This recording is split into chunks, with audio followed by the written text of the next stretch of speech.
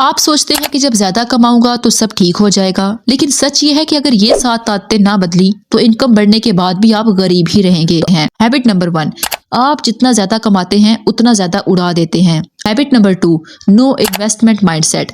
बहुत लोग अपना पैसा सिर्फ सेव करते हैं, इन्वेस्ट नहीं। वो तो learn the basics, mutual funds, ETFs और इंडेक्स इन्वेस्टिंग। आप हमेशा काम नहीं कर सकते, लेकिन आपका पैसा काम कर सकता है। Habit number 3, not tracking expenses. ये हैबिट सबसे इनोसेंट लगती है लेकिन सबसे ज्यादा डेंजरस होती है। Habit number 4, spending to impress. आजकल लोग पैसा खर्च नहीं करते, पैसा दिखाते हैं।